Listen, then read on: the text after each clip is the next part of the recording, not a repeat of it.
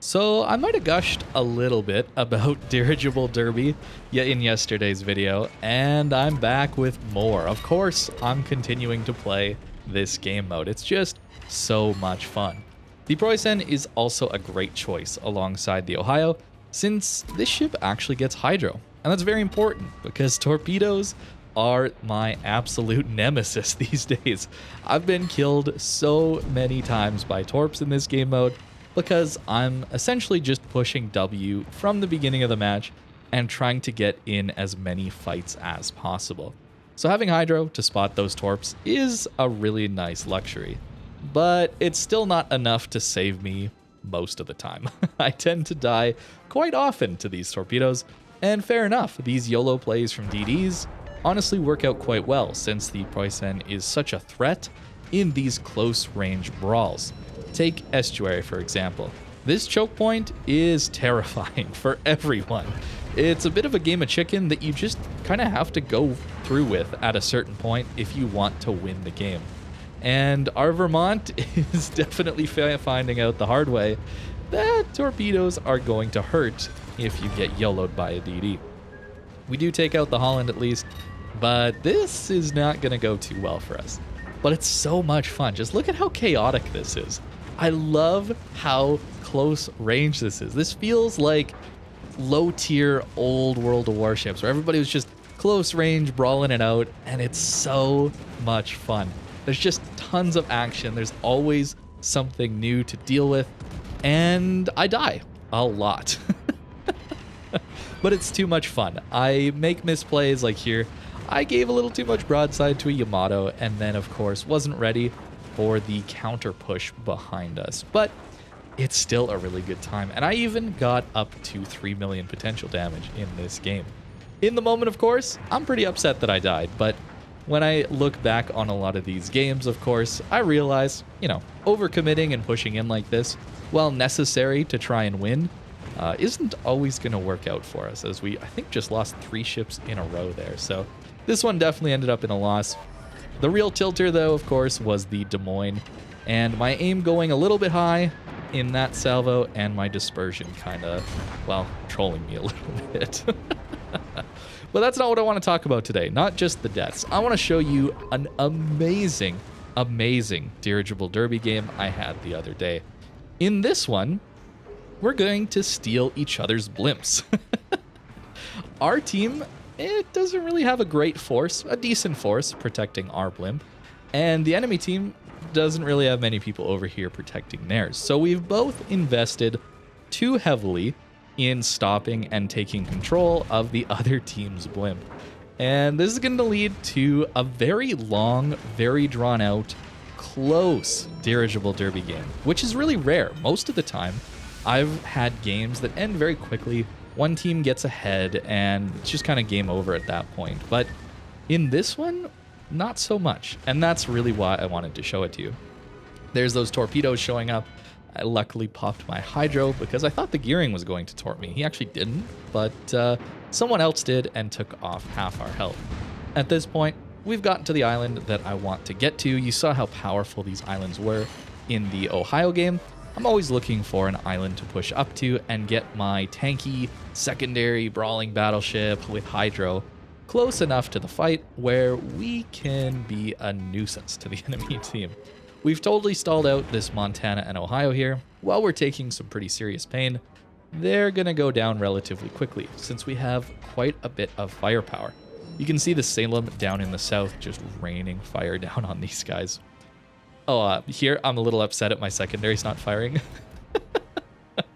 They couldn't shoot over the small rock, but they decide to shoot over the big rock at the Ohio. So sometimes secondaries are a little annoying around these islands. I wish secondaries basically just shot if someone was in range and they would try and do damage. That would be a nice way to make them a little more useful.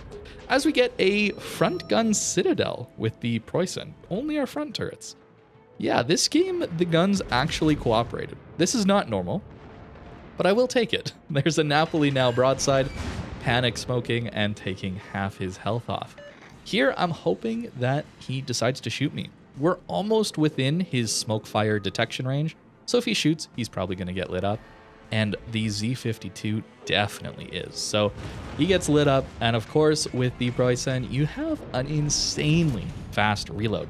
Even with this build where, spoiler alert, I'm full secondaries, we have a 24-second reload on 8 457 guns. It's pretty dangerous. But because it's a brawling German battleship with German dispersion on 8 guns, this tends to happen a lot.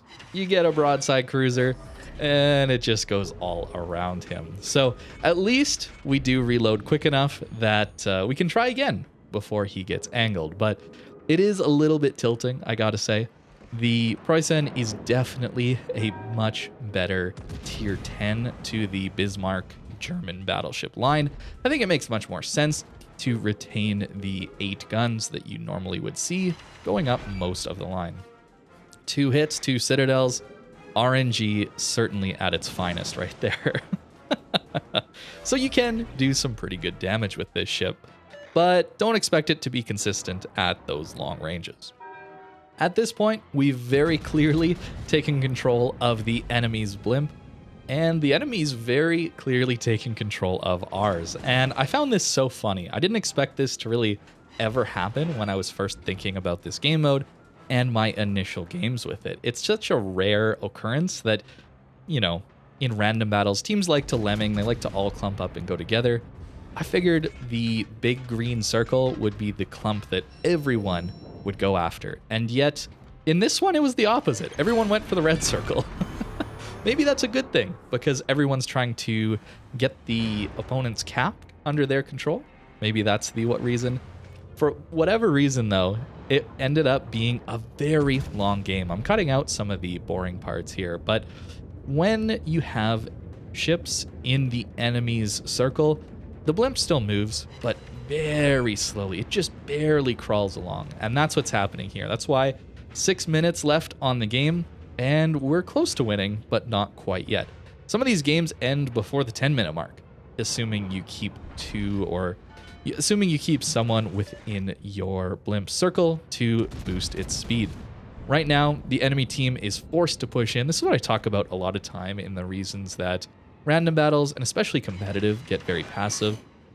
The goal is to get a bit of an advantage, a bit of a lead earlier on, and then try and force the enemy team to be the ones that have to push in the late game.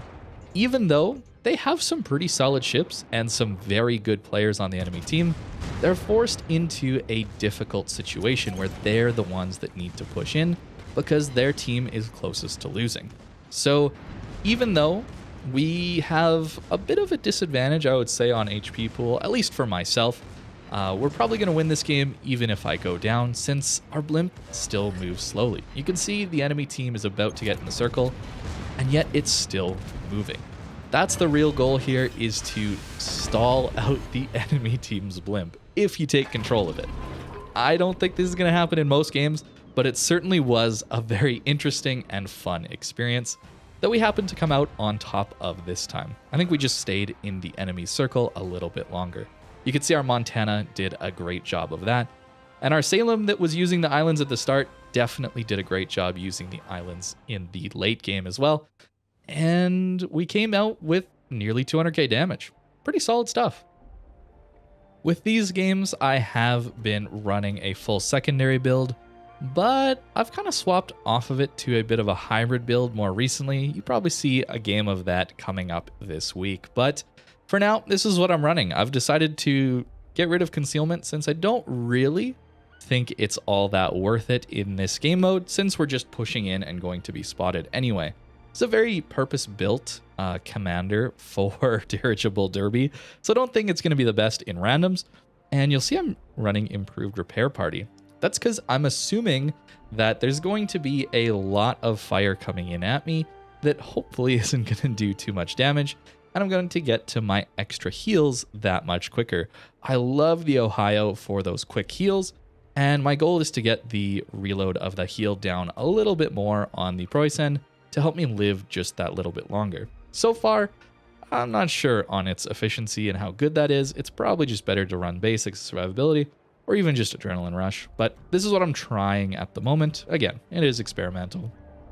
I'm running the main battery mod 3 since I'm trying this hybrid build, as you can see, but in those videos, I was running secondary battery mod 1 alongside auxiliary armaments mod 2, trying to get the maximum out of these secondaries.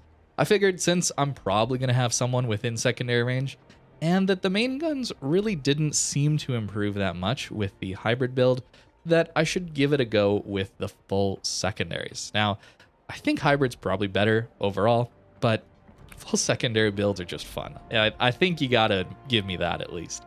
That's the Preussen in Dirigible Derby. Definitely a really, really fun time. Thank you very much for watching, and I hope you have a great rest of your day.